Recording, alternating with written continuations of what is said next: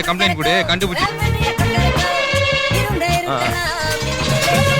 சரி அப்புறம் நாங்களா சூப்பர்மேன் இப்படிதான் வருவோம். வெளியே போ. இந்த பக்கத்து தெருவுக்கு சச்சின் டெண்டுல்கர் வந்திருக்காராம். ஆமா, சச்சின் வந்திருக்காக, கூடவே அக்கா ஐஸ்வர்யா ராய் வந்திருக்காக.